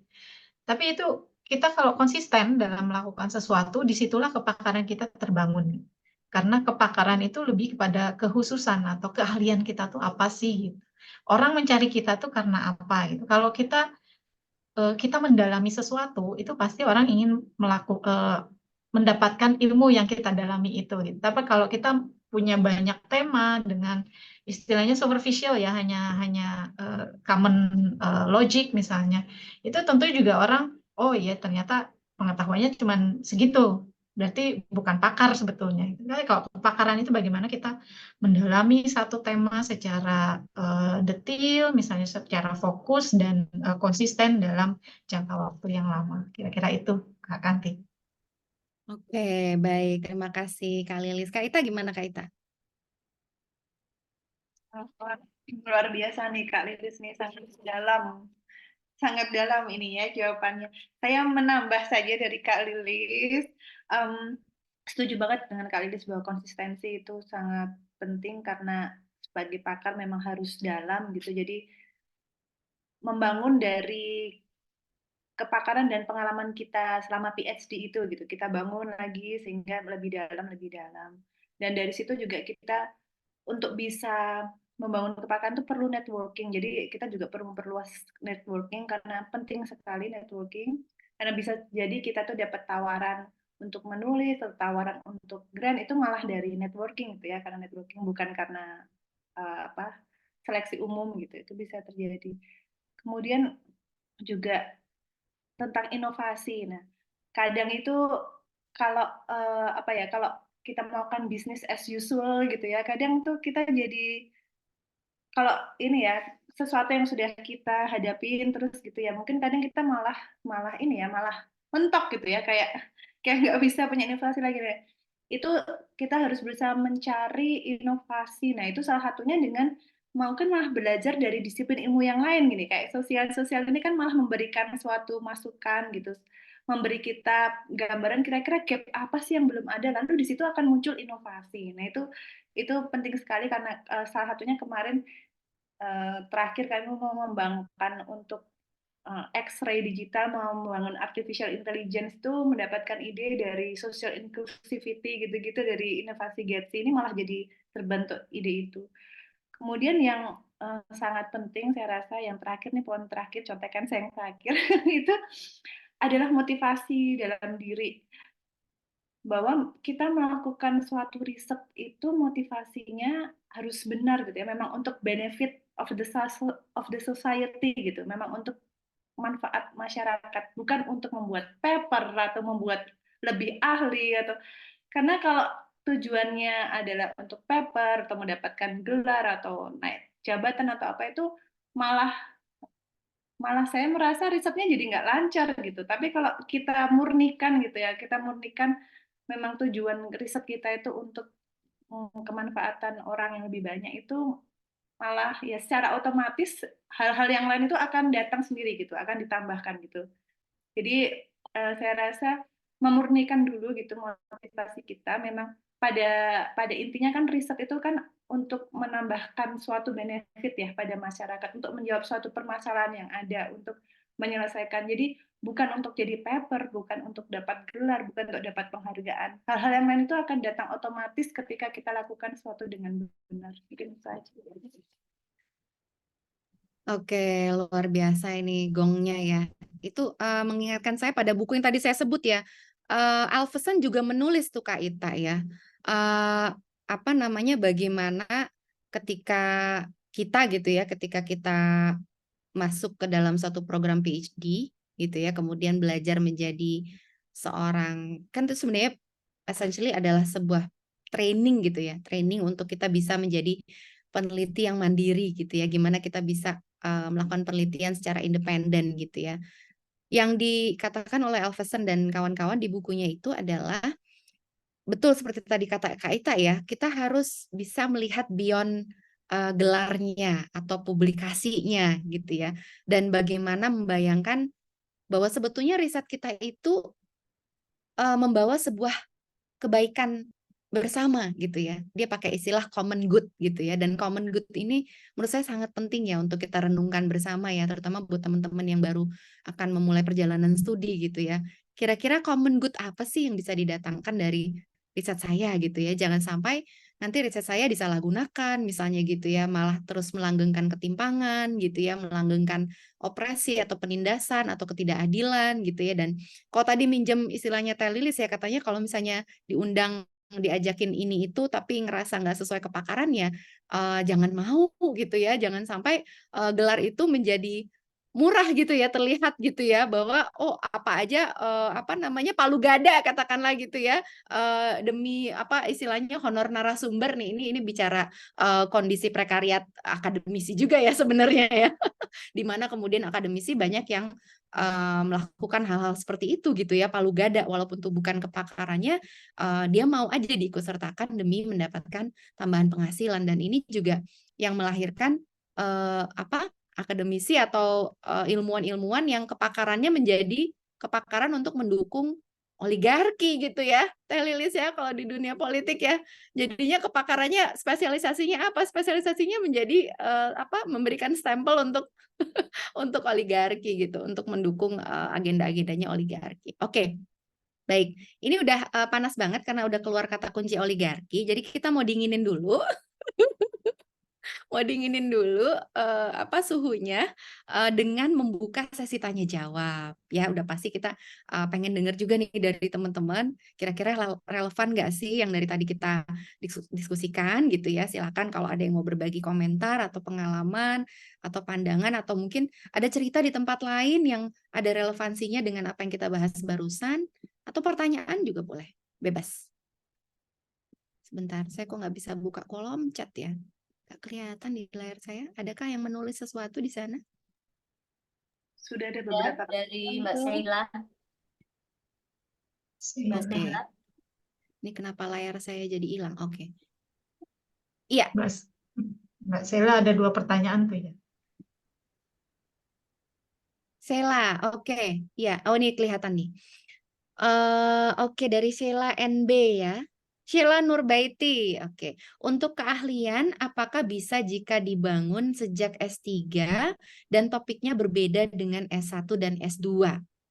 Nah, ini pertanyaan menarik karena sempat ada juga bahasan tentang linearitas ya, karena teman-teman sekarang tuh gelisah banget nih, Kak Lilis dan Kak Ita ya.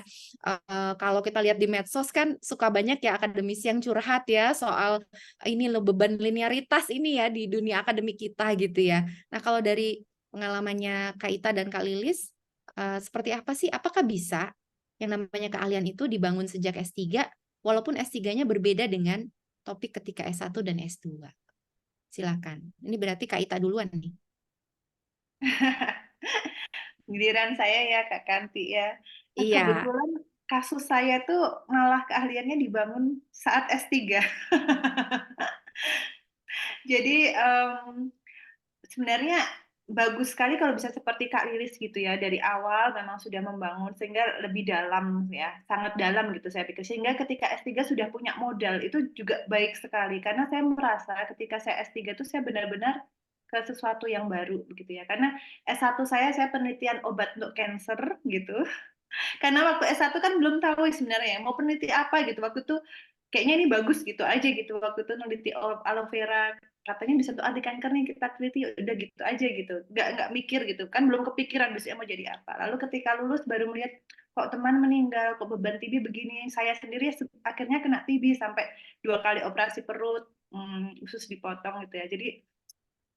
Jadi memang cukup personal. Lalu ada pasien yang bunuh diri di rel kereta karena depresi, karena memang obat TB yang untuk TB drug resisten ya itu salah satu efek sampingnya ada depresi sehingga dia sampai menabrakkan diri di rel kereta. Jadi hal kayak gitu tuh membuat saya jadi passion gitu tentang TB. Lalu saya memutuskan ke TB gitu ya.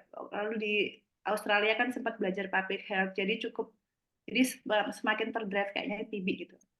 Nah, jadi saya memulai dari yang baru itu memang karena nggak ada modal sebelumnya agak sulit terus terang ketika S3 benar-benar baru mulai yang baru. Tapi ya kayak Kak Lilis tadi bilang pokoknya awal harus baca. Nah, itu memang modalnya tuh harus baca, diskusi dengan para senior gitu ya, orang-orang yang lebih ahli itu lama-lama kita bisa membangun keahlian itu. Memang agak terlambat tapi nggak apa-apa kalau memang itu passion kita, lakukan saja gitu. Dan ya akhirnya memang saya merasa yang paling penting tuh passion gitu. Saya jadi enjoy gitu. Jadi saya melakukan hal yang saya enjoy. Jadi saya kalau melakukan riset atau itu saya nggak merasa dipaksa, memang karena saya suka. Nah itu saya rasa itu satu drive, motivasi intrinsik yang sangat penting harus kita punya juga. Kalau enggak nanti kita dapat tantangan apa sudah cepat ngelukro gitu ya istilahnya, kalau Jawa itu cepat putus asa. Mungkin itu dari saya Kak Kanti.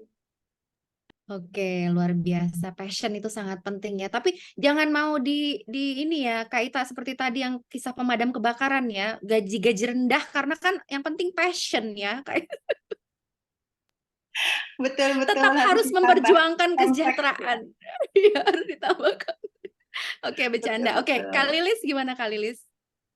Ya, kalau pertanyaan spesifik itu tadi terkait pengalaman Kak Ita yang lebih pas ya, karena kalau saya kan sebelum S3, tapi mungkin yang penting juga adalah kepakaran tadi bisa dibangun kapan saja, bahkan setelah S3 lama, kemudian kepakarannya berubah juga itu ada juga gitu.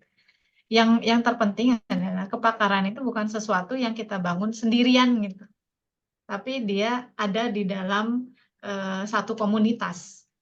komunitas akademik, komunitas epistemik. Jadi kita tadi Kak Ita sampaikan harus diskusi, harus baca. Baca itu bukan sekedar baca, tapi kita mencoba melihat posisi kita di antara peneliti-peneliti yang udah lebih dulu atau ilmuwan-ilmuwan yang sudah lebih dulu menulis atau meriset tentang itu. Posisi kita, riset kita ini di mana sih gitu di dalam konteks ini. Sudah ada yang meneliti ini atau belum sih gitu. Kalau sudah, bedanya dengan riset kita apa sih gitu? Apa yang kita dalami misalnya, konteks apa, fokus apa yang membedakan. Jadi ada proses dialog secara tidak langsung, indirect ya, dengan apa yang kita baca, referensi-referensi, kemudian jejaring atau network yang mungkin saat ini akan banyak kita temui melalui konferensi-konferensi misalnya. Kalau ada konferensi, bisa juga misalnya kita mengajukan panel khusus dengan supervisor, misalnya untuk melihat berapa banyak orang-orang di luar sana yang memiliki minat dengan tema yang sama. Itu juga salah satu proses membangun kepakaran. Jadi kita tidak bisa hanya sendiri gitu melakukan riset sendiri, nulis sendiri, enggak gitu. Sekarang ini serba tadi ya, mungkin juga partnership and networking itu menjadi kata kunci juga dalam membangun kepakaran. Iya, iya. Membangun panel sama supervisor maksudnya gimana nih Kak Lilis? Untuk Apa conference bikin ya, jadi bikin ya conference? biasanya kalau conference kan ada call for panel gitu. Coba Iya, aja iya. kita misalnya saya punya tema riset ini, saya pengen tahu di luar itu ada riset-riset seperti ini juga tidak gitu. Itu kita bisa apply kepada conveners untuk mengajukan panel khusus dan melihat seberapa banyak peminat atau seberapa banyak orang-orang yang juga melakukan riset atau menulis tentang tema yang sama dengan kita. Iya. Gitu. Oke, ya menarik. Ini berarti konteksnya ketika kita masih studi ya. Ini tips yang jarang saya dengar nih, luar biasa. Makasih banyak Kak Lilis. Oke, saya mungkin mau sharing sedikit juga ya. Kalau kita bicara linearitas gitu ya, mungkin ini bisa dibilang nggak tahu pengalaman unik juga atau bagaimana ya. Kalau saya sendiri ngerasa ya dari S1, S2, S3, walaupun judulnya sama-sama di Fakultas Ekonomi dan Bisnis gitu, yang notabene adalah mungkin fakultas paling kapitalis di muka bumi gitu ya, Kak Lilis ya sama Kak Ita. Tapi setelah S3 justru saya diperkenalkan dengan paradigma yang berbeda gitu, sama sekali berbeda. Jadi judulnya masih sama-sama Fakultas Ekonomi dan Bisnis, tetapi tradisi yang kemudian saya ikuti itu bukan lagi tradisinya Fakultas Ekonomi dan Bisnis di Amerika misalnya. Yang saya ikuti adalah tradisinya Australia dan tradisinya Inggris yang lebih kritis gitu ya, pendekatannya lebih kritis ketika melihat fenomena-fenomena di organisasi. Jadi alih-alih riset saya tuh bicara tentang misalnya bagaimana memaksimalkan keuntungan shareholder gitu ya, pemegang saham gitu ya, bagaimana meningkatkan profitabilitas perusahaan gitu ya, atau meningkatkan produktivitas pegawai gitu ya, dengan mengikuti paradigmanya Inggris dan Australia yang cenderung kritis gitu ya.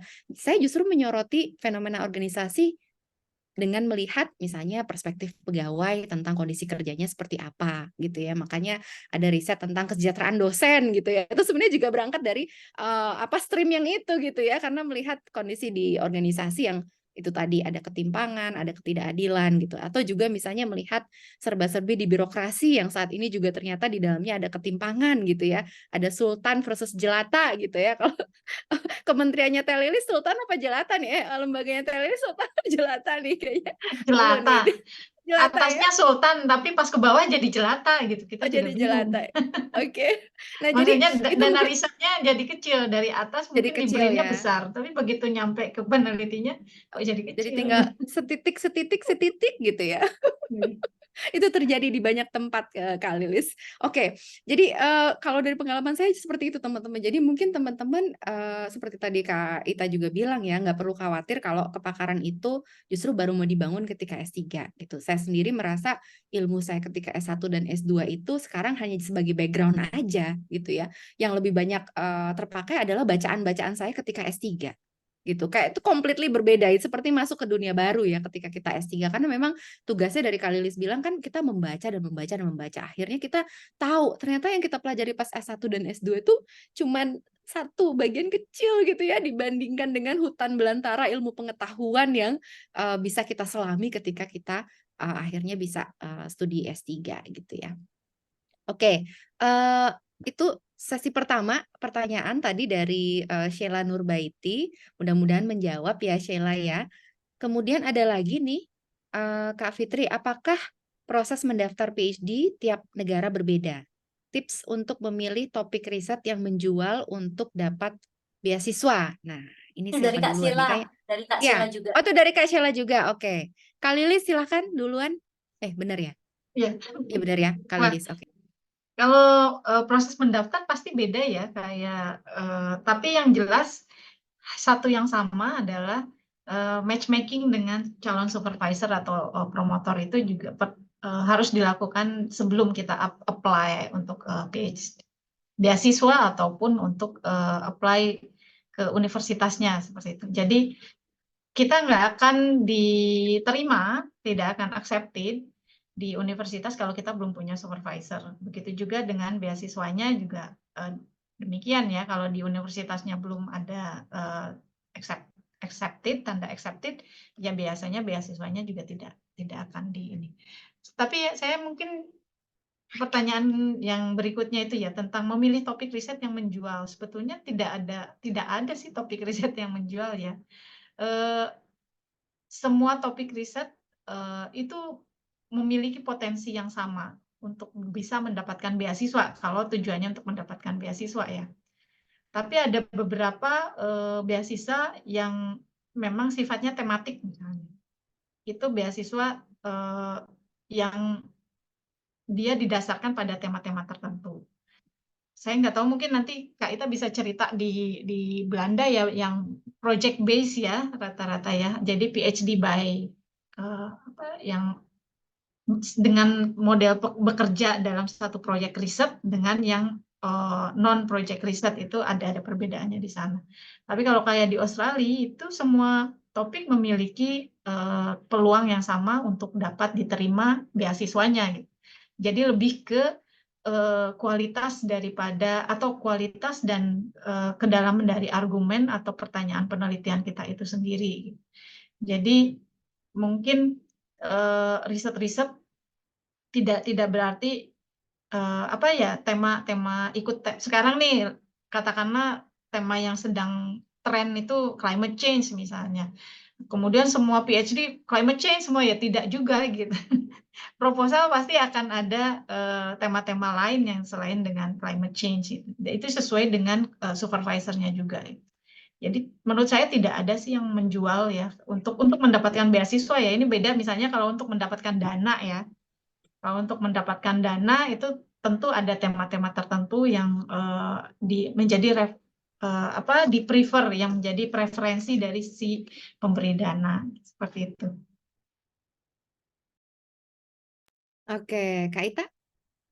Ya, sedikit menambahkan aja dari Teh Lilis tadi udah komprehensif sekali. Saya menambahkan aja pada intinya kalau mau mencari PhD itu ada dua cara mungkin ya secara garis besar gitu. Nanti yang pertama adalah project based tadi yang seperti sudah disampaikan Teh Lilis. Jadi misalnya nih European Union ya dalam rangka Marie Curie sekarang itu sudah membuka beberapa project yang membutuhkan PhD student gitu. Jadi mereka memang sudah membuka slot-slot. Nah, kalau kira-kira kita ada topik yang kita suka, kita tertarik, nah itu kita bisa mendaftar. Nah, itu udah ada beasiswanya, sudah ada supervisor, jadi kita tinggal daftar aja. Jadi tinggal saingan gitu dengan kandidat lain.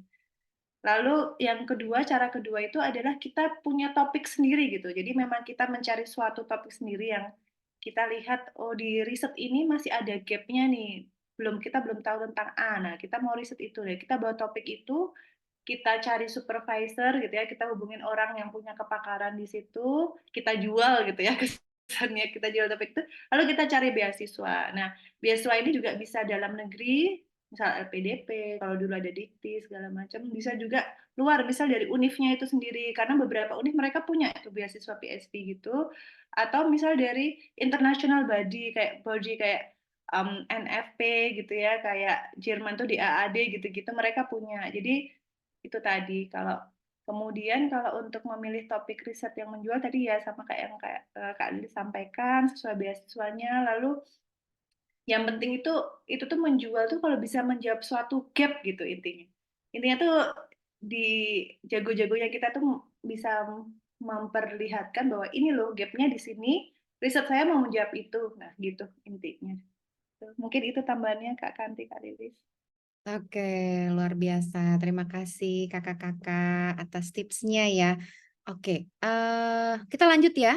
Berikutnya, Kak, ada tips buat tetap semangat revisi proposal riset dan menulis disertasi? Waduh, gimana nih? Kak Ita, tetap semangatnya gimana tipsnya Kak Ita? Tadi apa semangat untuk Merevisi proposal riset. Nah, karena kan memang ini baru mulai nih ya, teman-teman. Mungkin beberapa di sini baru mau memulai merencanakan studinya dan sedang merevisi proposal risetnya. Atau bahkan mungkin ini proposal riset ketika sudah mulai studi kayaknya ya? Atau baru mau dipropose? Proposal disertasi kayaknya. Proposal disertasi dan menulis disertasi ya mungkin sudah masuk ya Sudah teman-teman ya masuk ya, masuk kayaknya Afina sudah. ya sudah masuk ya sudah masuk. Nah itu memang jadi tantangan tersendiri ya kalau di konteks saya waktu itu setahun pertama ya proposal riset harus jadi tapi dengan drama ganti pembimbing segala rupa ya mau nggak mau akhirnya jadi extend. Nah saya nggak tahu kalau di Kak Ita dan Kak Lilis apakah juga ada deadline seperti itu?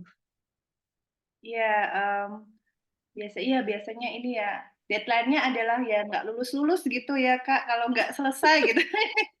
Jadi kalau di Belanda itu untungnya nggak ada deadline banget gitu ya.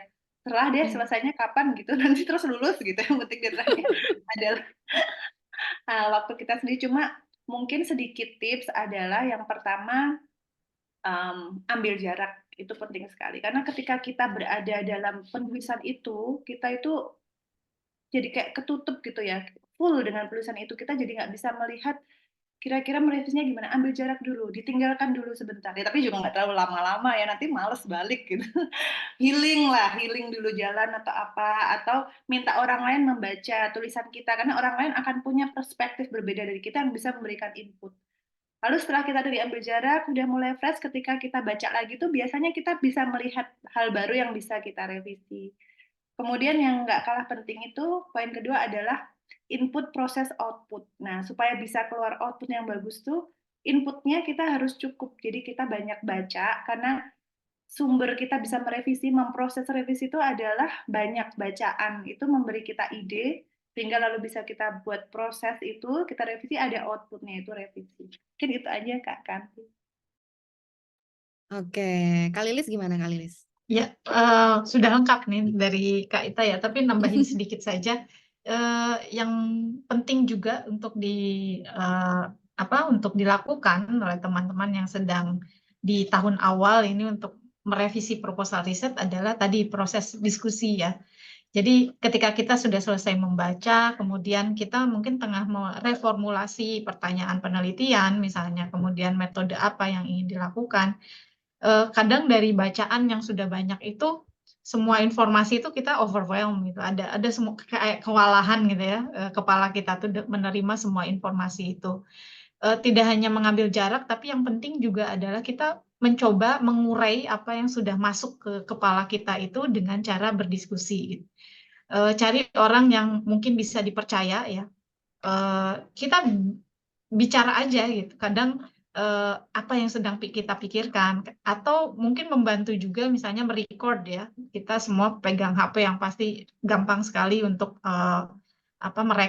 merekam apapun yang muncul di kepala kita, itu kita coba sampaikan dalam record. Kalau orang-orang dulu ya ilmuwan dulu tuh mereka punya kayak kertas gitu ya, notes gitu.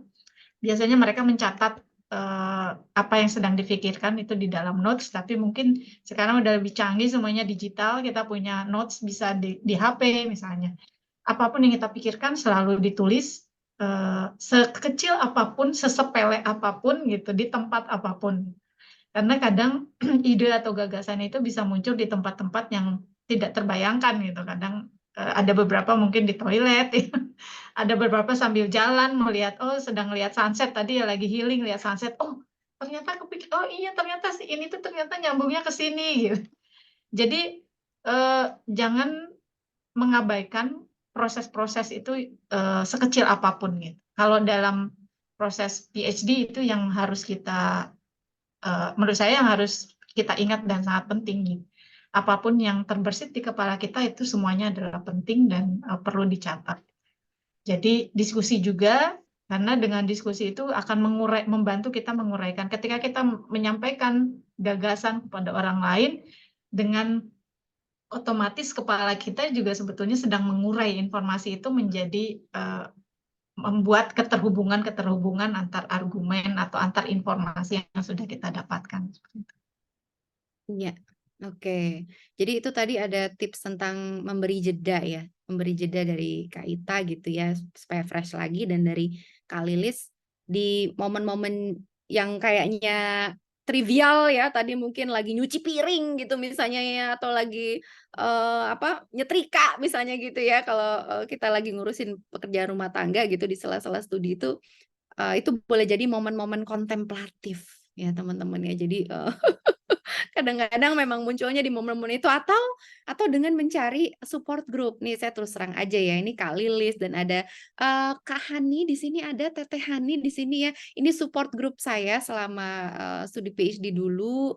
Saya merasa sangat tertolong gitu ya, karena ada mereka, tempat curhat ya, dan tempat untuk saya menertawakan diri gitu ya. Seringkali tuh kita cuman butuh ketawa aja gitu ya, kok gue nggak ngerti-ngerti sih baca ini gitu ya.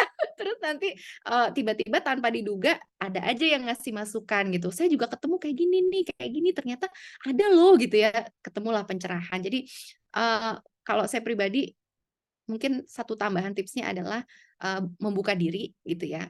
Walaupun ada juga ya yang kemudian memilih untuk mengisolasi diri gitu ya, nggak mau ketemu siapa-siapa gitu ya, saking udah mumetnya gitu, dan ini adalah hal yang lazim juga gitu. Tapi kalau teman-teman merasa nyaman untuk ngobrol dengan mungkin sesama pejuang PhD gitu ya, sesama mama-mama yang juga lagi sekolah, saya sangat mendorong untuk melakukan itu juga supaya kita nggak merasa sendirian gitu ya. Dan ini soalnya ada juga nih dari Anastasia Febiani yang menanyakan tips manajemen stres sebagai perempuan yang banyak sekali tuntutannya gitu ya, sebagai ibu gitu, sebagai istri ya, mengurus keluarga, anak, kadang-kadang untuk memikirkan PhD, cari riset, menulis ya sudah merasa sangat lelah dan sangat tidak mampu. Nah ini gimana nih kalau manajemen stres, Kak Lilis dan Kak Ita, ada tips khusus nggak? Ini kita agak over ya teman-teman, masih ada waktu kah Kak Lilis sama Kak Ita?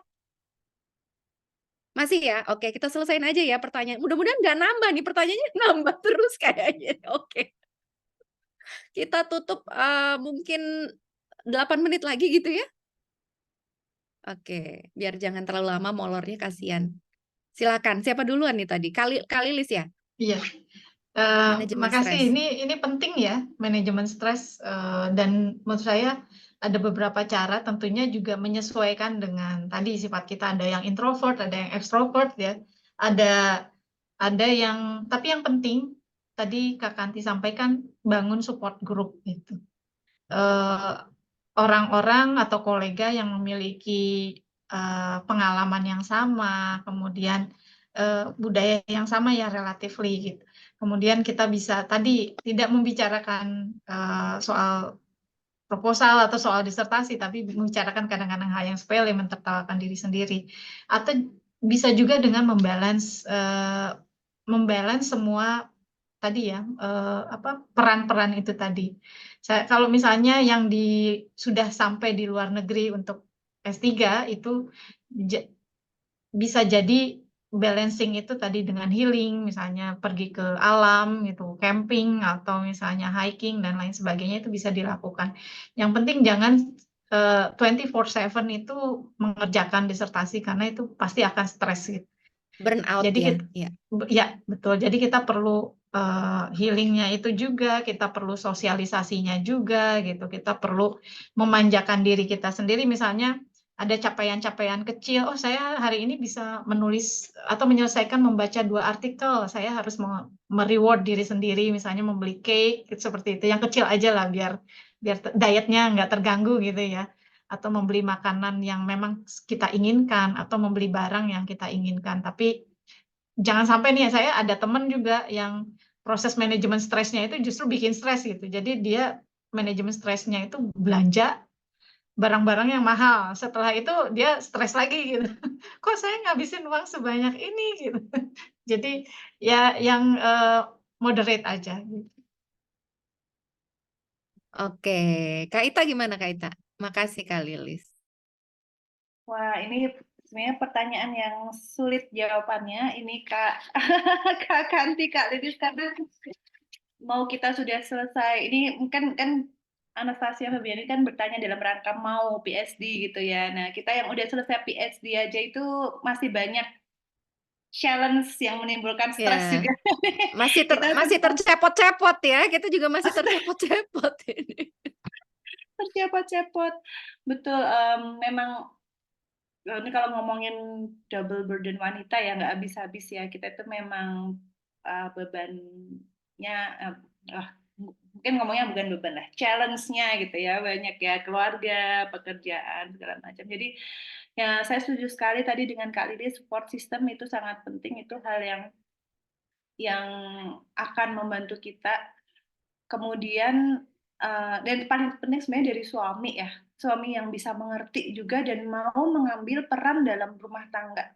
Kalau enggak, sudah kita sulit kita ngapa-ngapain sebagai wanita. Benar itu banget. Kemudian masalah manajemen waktu. Jadi supaya kita bisa memanage stres, itu kita harus memprevensi dulu supaya nggak terjadi stres. Dengan bagaimana? Dengan memanajemen. Nah, manajemennya itu, saya pernah baca buku gitu ya, ditulis seorang ibu dengan 3 anak, mirip ya anak saya 4 gitu.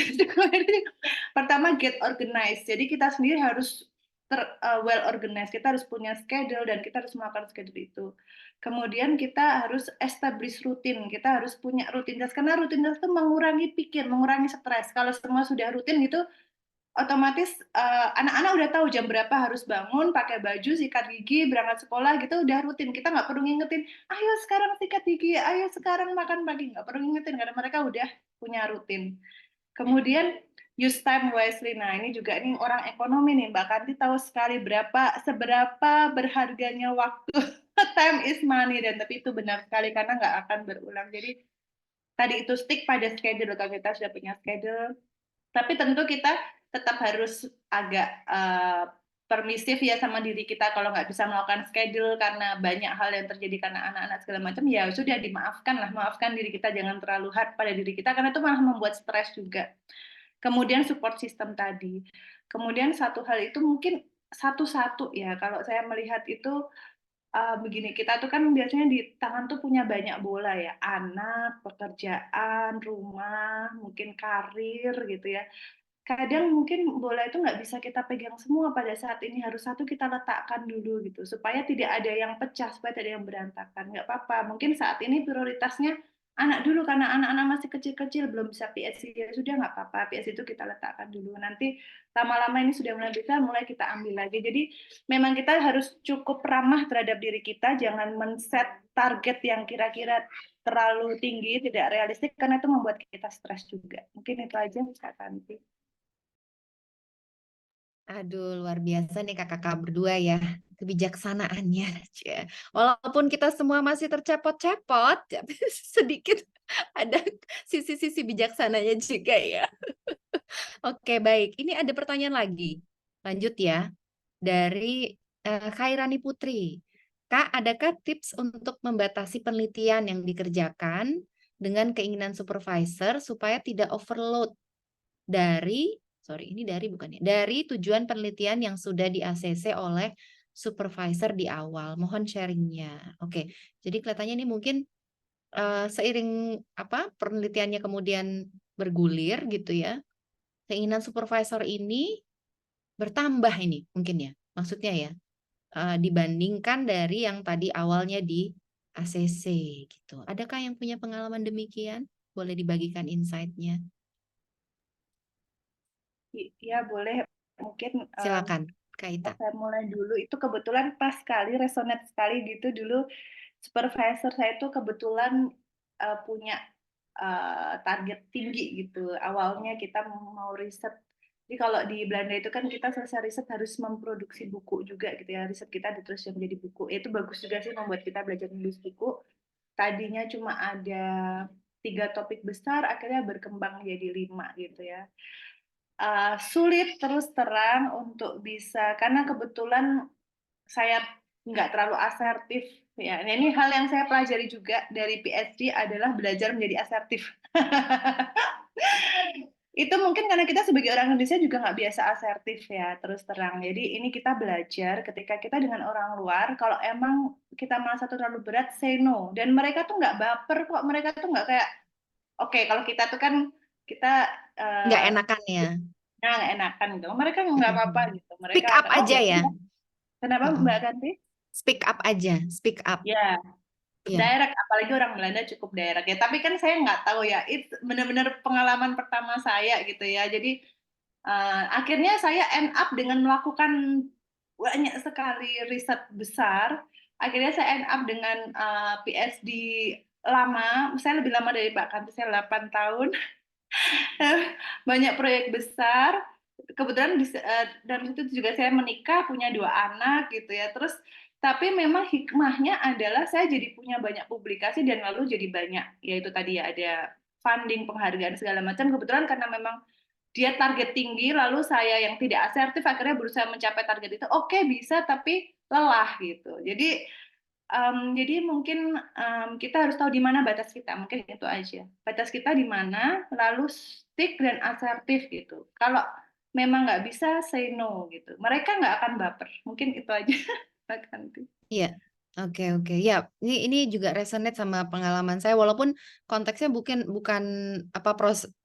proyeknya menjadi expanding ya atau menjadi makin luas, tapi waktu itu saya ingat di tahun-tahun ketiga atau tahun keempat, supervisor saya tuh kayak hinting gitu ya, kita tulis yuk temuan kamu yang ini untuk jurnal yang itu gitu ya. Dia kayak udah ngebidik gitu ya. Ini kayaknya ada yang cocok, ada yang match nih.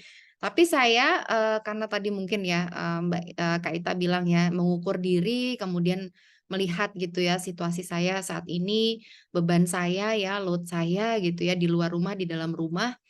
Saya akhirnya bilang gitu ya, saya mau nulis gitu, tapi nanti setelah submit gitu ya. Pada saat itu saya pede banget tuh ngomong seperti itu gitu. Tapi alhamdulillah ya mereka menerima gitu ya, nggak ada kecewa atau marah gitu dan tetap suportif sampai sekarang gitu.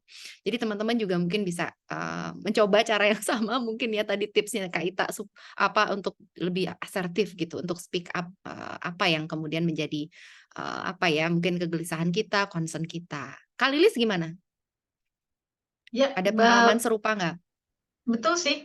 Memang pasti itu akan ada ya ide-ide yang muncul setelahnya gitu dari apa yang misalnya sudah disepakati di awal.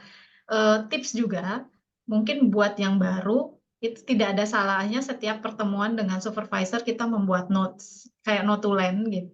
Dan itu disampaikan, kita emailkan sehari setelah pertemuan dengan supervisor itu terjadi. Gitu. Jadinya kita punya rekaman apa saja yang kita bicarakan, kemudian kesepakatan apa dari sisi tema maupun teknis lainnya. Gitu.